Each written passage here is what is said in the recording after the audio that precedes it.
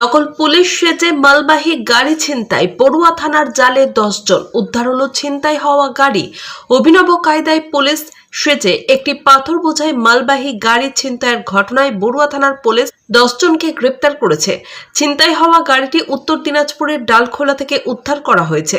পুলিশের স্টিকার লাগানো একটি বোলেরো গাড়ি ব্যবহার করে এই ছিনতাইয়ের ঘটনাটি ঘটে প্রায় মাসখানেক আগে। বীরভূম ও মুর্শিদাবাদের বিভিন্ন এলাকা থেকে এই চক্রের 10 জন যুবককে গ্রেপ্তার করা হয়েছে। এর মধ্যে 3 জনকে আগেই গ্রেপ্তার করেছিল পুলিশ এবং বাকি 7 জনকে শনিবার রাতে গ্রেপ্তার করা হয়। রবিবার ধৃতদের কান্দি মহকুমা আদালতে তোলা হলে বিচারক 7 জনকে একদিনের জেল হেফাজতের নির্দেশ দেন।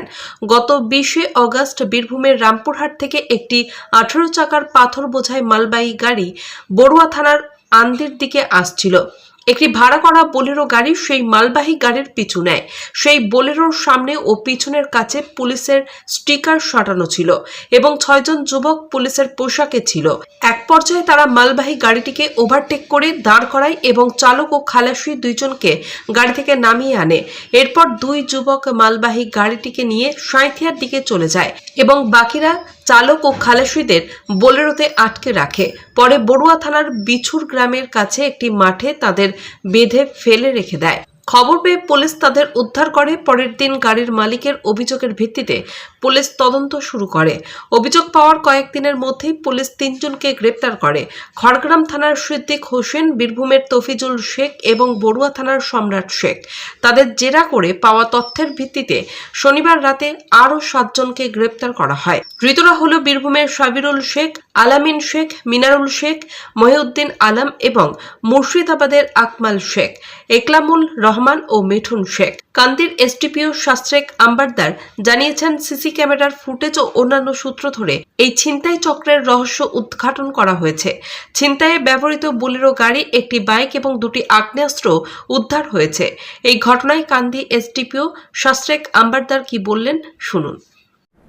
20 তারিখ আগস্ট মাসের 20 তারিখ রাত আনুমানিক 11:30 নাগাদ একটা 18 চাকা গুডস ভেহিকল, যেটা রামপুরহাট বীরভূম থেকে এই দিকে কুণ্ডল হয়ে বড়োয়া থানা ঢুকছিল, তার পিছনেই একটা বোলেরো গাড়ি, যার উইন্ডশিল্ডের আগে এবং পিছনে পুলিশ লেখা একটা স্টিকারও ছিল।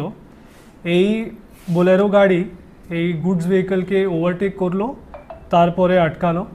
আর এই যে গুডস ভেহিকল ছিল তার মধ্যে 3 জন, একটা ড্রাইভার আর 2টো কন্ডাক্টর ছিল, এদেরকে জোর করে নামালো। এই বোলেরো গাড়িতে 6 আসামি ছিল। এই 6টার মধ্যে 2 জনের কাছে আর্মসও ছিল। এদেরকে জোর করে নামানোর পরে এই 6টা টিম মধ্যে 2 জন এই গুডস ভেহিকল যেটা ছিল ওটার উপরে চেপে গেল, তারপরে ওটাকে নিয়ে কুলি ফিরলো, কুলি থেকে আবার সুতির দিকে নিয়ে চলে গেল। বাকি এই 6টা টিম মধ্যে 4 জন যারা ছিল, ও এই গুডস ভেহিকলের বসে একটা ড্রাইভার এবং 2টো কন্ডাক্টরকে ওখানে স্পটেই গামছা দিয়ে এদেরকে বেঁধে দিল, নিজের বোলেরো গাড়িতে চাপিয়ে দিল। তারপরে বিছুরের কাছে একটা মাঠ আছে, ওখানে প্রায় 1 ঘন্টা 2 ঘন্টা এদেরকে হস্টেজ করে রেখে দিল। ওখানে ড্রপ করে নিজের বোলেরো গাড়িতে উঠে এরা ওখান থেকে চলে গেল। কোনোভাবে এই যে আমাদের 3 ভিকটিমস ছিল, এরা নিজেকে ওখান থেকে রেস্কিউ করে গামছা ছেড়ে নিজের ড্রাইভারকে, গাড়ির মালিককে ইনফর্ম করলো। ওরা তারপরে থানা এসে একটা কমপ্লেন্ট দিল। এই কমপ্লেন্টের ভিত্তিতে আমরা বড়বা থানাতে একটা ডেকয়েটি এবং আর্মস কেস রেজিস্টার করি আন্ডার সেকশন 310 সাবক্লজ 2, 312 BNS এবং 25-27 আর্মস অ্যাক্ট। এই কেস স্টার্ট করার পরে আমাদের বড়বা থানাতে ইনভেস্টিগেশন শুরু করা হলো, যার মধ্যে অনেক টেকনিক্যাল অ্যানালিসিস, যার জন্য আমরা আমাদের হেডকোয়ার্টারের এসওজি টিমের সহযোগিতা পেয়েছিলাম। আমরা 2 টিম মিলে টেকনিক্যাল অ্যানালিসিস এবং সিসিটিভি ফুটেজ খতিয়ে ফাইনালি আমরা 31 তারিখ আগস্ট মাসের 3 জনকে অ্যারেস্ট করলাম। এই যে 6টা টিম ছিল তার মধ্যে rest of the 3 others arrest হয়েছিল 12 সেপ্টেম্বর 2025। এই 6 জনকে অ্যারেস্ট করার পরে আমরা সেই দিন জানতে পারলাম যে এদের যে হেড আছে, টিমের হেড, যার নাম মহিদুল আলম @ কাজল, এই যে লিডার আছে এই বেসিক্যালি এটাকে কোঅর্ডিনেট করেছিল।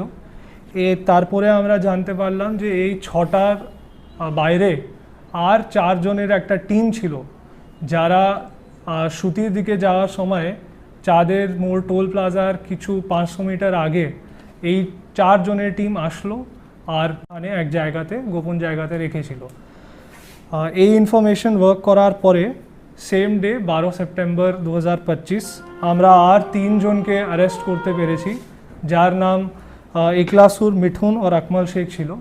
এদের কাছ থেকেই আমরা এই যে গুডস ভেহিকল ছিল, 18 চক্র গুডস ভেহিকল ছিল, সেটাকেও আমরা সাকসেসফুলি রিকভার করতে পেরেছি।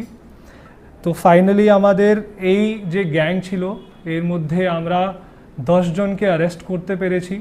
তার সাথেই আমরা যে গুডস ভেহিকল চুরি হয়েছিল ওটাকে রিকভার করতে পেরেছি। অ্যান্ড ফাইনালি যতগুলো ভেহিকলস এই ক্রাইমটাকে করার জন্য ব্যবহার করা হয়েছিল সেটাকেও আমরা সিজ করতে পেরেছি, যার মধ্যে একটা নিসান ম্যাগনেট গাড়ি ছিল, একটা বোলেরো গাড়ি ছিল, আর একটা স্করপিও গাড়িও ছিল। আর তার সাথেই আমরা 2টো আর্মসও রিকভার করতে পেরেছি। ফার্দার আমরা এই ইনভেস্টিগেশন এগাচ্ছি, তারপরে দেখা যাবে যে এদের আর কোনো হিস্ট্রি ছিল এইসব করার বা আর কিছু যদি আমরা রিকভার করতে পারবো সেটা করবো। স্যার, এরা কি পুলিশের গাড়ির মানে স্টিকার ব্যবহার করে কি এই অপরাধী ক্রাইমটা করে যাচ্ছিল? এখন অবধি আমরা যেটা জানতে পেরেছি সেটা আছে একটা সামান্য বোলেরো গাড়ি এরা ভাড়াতে নিয়েছিল, আর ভাড়াতে নেওয়ার পরে একটা স্টিকার প্রিন্ট করে এরা উইন্ডস্ক্রিনের আগে এবং পিছনে যেটা উইন্ডস্ক্রিন থাকে সেখানে এরা লাগিয়েছিল for the purpose of committing this crime. এদের সকলের বাড়ি কোথায়? মানে এরা কি আন্তঃরাজ্য মানে এই ঘটনার সঙ্গে যুক্ত? বেশিরভাগ এদের বাড়ি আমাদের বড়োয়া থানার আশেপাশে যারা থানা আছে, ময়ূরেশ্বর, মল্লারপুর, ওখানে এদের বাড়ি। তার মধ্যে 2 জনের বাড়ি আমাদের কান্দি সাব ডিভিশনে আছে, একটার বাড়ি খড়গ্রাম শেরপুর আর একটার বাড়ি আমাদের কুলিতে আছে।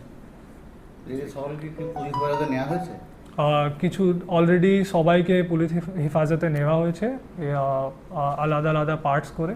তার মধ্যে কিছু জনের আমরা টিআই প্যারেডও করিয়েছি।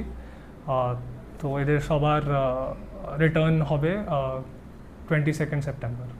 দরকার পড়লে আমরা আবার পুলিশ কাস্টাডি নেব for the purpose of investigation. Thank you.